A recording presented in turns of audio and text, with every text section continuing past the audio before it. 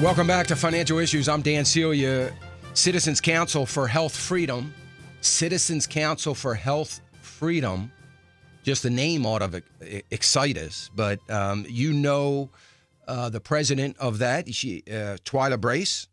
She is president of Citizens Council for Health Freedom. The website, by the way, cchfreedom.org, cchfreedom.org. You need to go there. You need to make sure that you subscribe to her newsletter.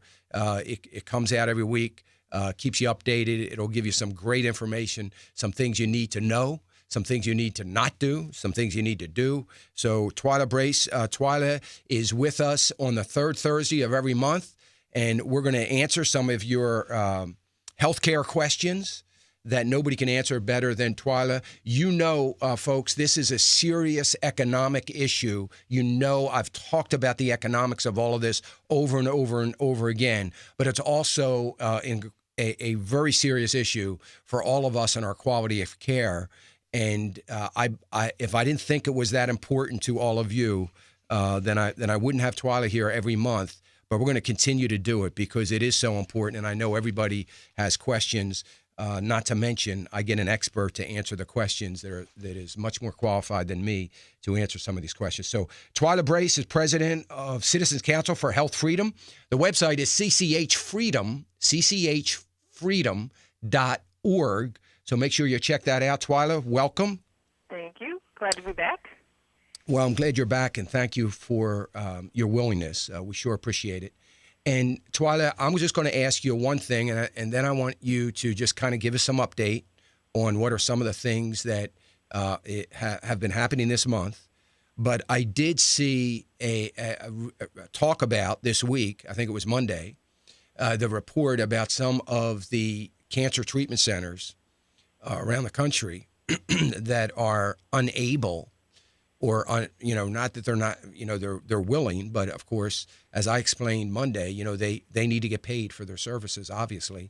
And if you're on one of the exchange programs, they're not going to be able to treat someone with cancer. Is that accurate? That's what we understand as well. And I think what that shows is, one of the four reasons that our organization has said not to refuse, one of the four reasons our organization has said that you should not enroll in the exchange, or you should refuse to enroll in the exchange, is because of what's called narrow networks, or what they're now also calling ultra-narrow networks, which means that if you get Obamacare coverage, you will find that your doctors, your hospitals, are all going to be restricted. So, maybe there's a hospital next door and you can't get to that hospital. And so here, what we have is a serious condition of cancer, and the institutions that have specialized in it and have been helpful to many, many patients are not available to you if you have Obamacare coverage, which just shows you and goes to the point that we often say that coverage is not care.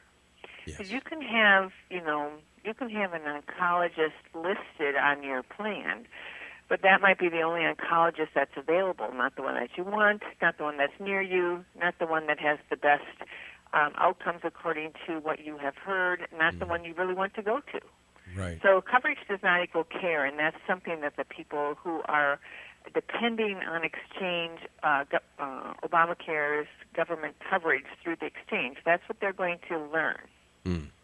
Not to get too political, but I do have to say this because I believe it.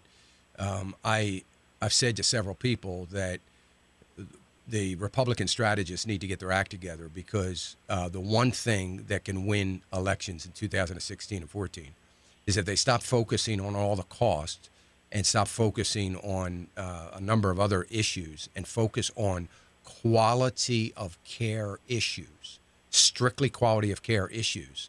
And, because I believe that in 2016, everybody's going to know somebody that has been turned down for care or, can't get the right care because of this bill. And, I think Republican strategists need to get together and get you in a room to give them some talking points to, what the reality of is care. So I think that's so important. And I know at least there's one Republican strategist that listens on a regular basis to this program. Maybe he'll get the message. But anyway, so the cancer issue is not across the board so if your hospital is in, for lack of better, the network, and the hospital happens to do some sort of cancer treatment, even though it may not, be specializing in that, you can get care? Well, yes, there will be. I mean, everybody will have access to oncologists and hospitals that do, have oncology floors and oncology doctors and oncology nurses. But whether or not there are sufficient number in your network for everyone who just on your plan happens to get cancer, or whether or not it's the doctor that you can work with, or the doctor that's close to you. I mean, it could be that your network, as this one story about this woman in New Hampshire, she has cancer, and she was going to the nearby hospital, which was, just a few minutes away. But now, under the coverage that she has to cross the mountains and get in the car, cross the mountains, and go to the hospital that's part of her network.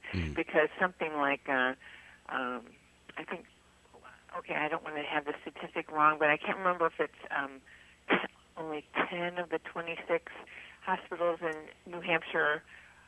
There's a number. I'm just forgetting it this morning. But there is a significant decrease in the number of hospitals in New Hampshire that are actually available on the exchange. What are some of the other? I think it might be 10 out of the 26 that are not part of it. Wow. And that's huge. I mean, to remove 10 from down to go from 26 to 16 is huge. What are some of the other pressing issues this month, or some of the issues that have developed that we need to be concerned about? Well, I think there's some interesting things to chat about. So, for instance, the whole push from the Obama administration now is using celebrities. And so, and basketball and sports, and President Obama is going to be on Ellen tonight, I believe, Ellen DeGeneres, to push the Obamacare enrollment. It's 11 days until the end of open enrollment, and the president and his administration have said they are not going to extend enrollment, and so they are on an 11-day push, or actually probably more like a 20-day push, and now it's 11 days to go in order to push it. And so they are doing everything possible they can with celebrities to try and push the young and the healthy to go into the exchanges. And one of the things that was in the news this morning is that they're saying, well, they've got enough young and healthy to make the exchanges work. But there's only 26% of those people who have enrolled that are the young and the healthy. And the reason why they need the young and the healthy is because they're getting everyone who is older and sicker, who don't have any other kind of coverage, who have clamored for the exchange coverage because the costs are less, because the taxpayers are paying the rest of the dollars, because there's no pre-existing condition requirements. And so they need the young and the healthy to cover the cost of all those other people. But that means, of course, that the young and the healthy are going to have to pay a lot of money. And so it's been a hard push, I think, to get them to come in. It is interesting that, first of all, and you said it, that enrollment is not paid.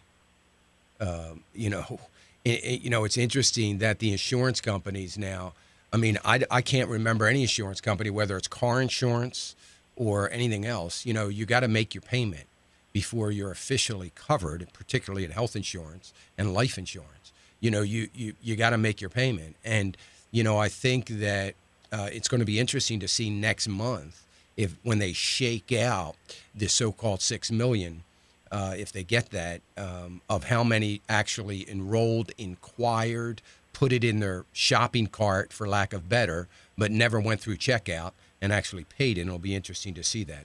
But I just knowing a little bit about insurance actuarial calculations, I can assure you that there's none of these insurance companies that have hook, line, and sinker bought into this Obamacare were the numbers were, hey, if you get 26% of healthy people, then we're okay with the other 74% being sick and unhealthy.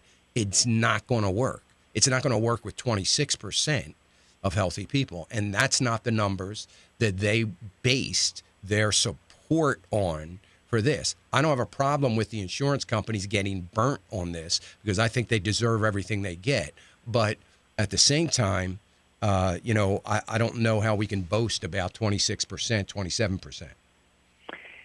Right, and I know that couldn't possibly have been their plan. And when you look at some of the news reports, I think it was this morning or was it last night in the Hill, a publication in Washington D.C., where one of the insurers says they expect that they will triple the cost of their premiums on the exchange. Triple. Triple. And this is partially because of what the president has done with all his executive decisions, to keep people in their old plans, to let people whose plans were canceled get one of the hardship exemptions so that they don't have to buy a policy and they don't have to be penalized.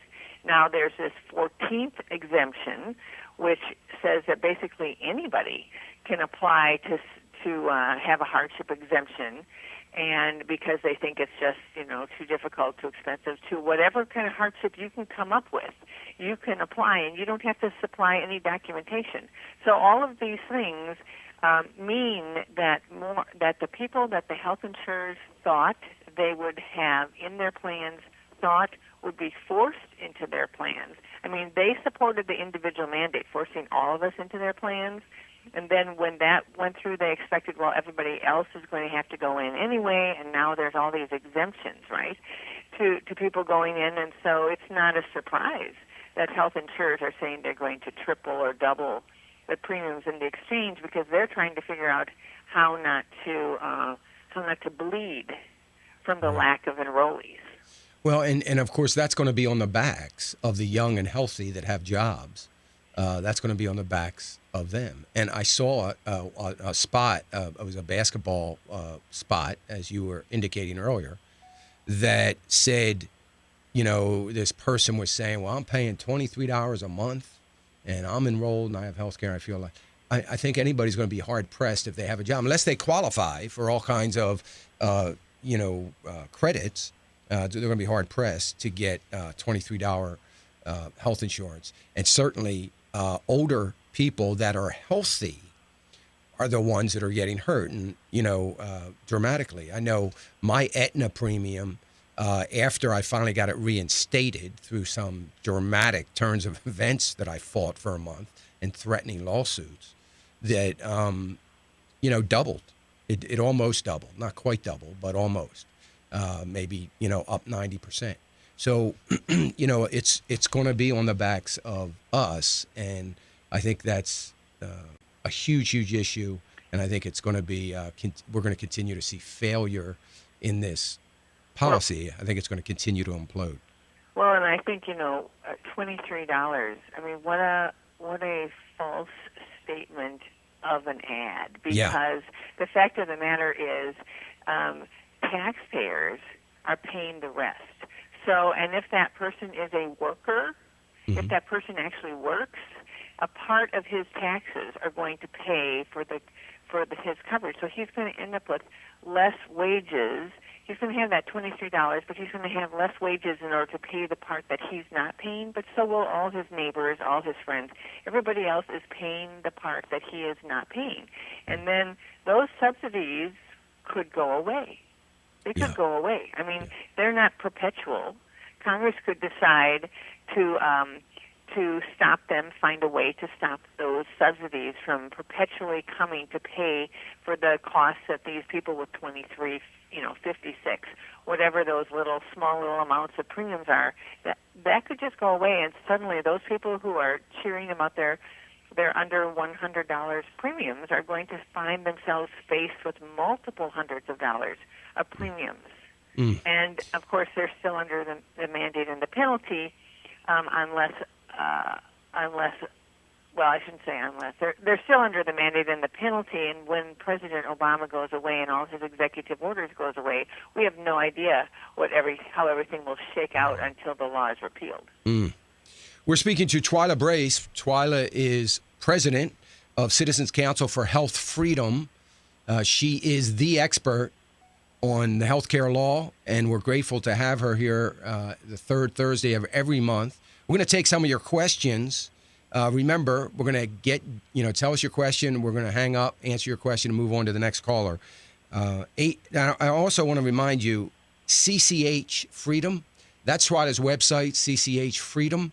You're going to find some great information on there, but more importantly, you'll be able to get her newsletter that is so informative and can help you manage your way through this incredible maze of our healthcare system. Twyla, your sign up for the newsletter is right on the front page of your website, right? Right, it's at the very top. Okay. And yesterday we put out our latest edition, and we talked about the 14th exemption and really how it was announced in December. We all missed it in the Wall Street Journal. Yeah. We announced it in January, and then we discovered, and then now everybody has figured it out in March. It's been kind of interesting. Yeah, it is. We're going to take your questions, 866-300-9298. If you have a question for Twyla, queue it up. We've got a full board right now, but it'll empty quickly, and we'll try to get through as many calls as we possibly can. We'll be right back after this. Financial Issues. I'm Dan Celia.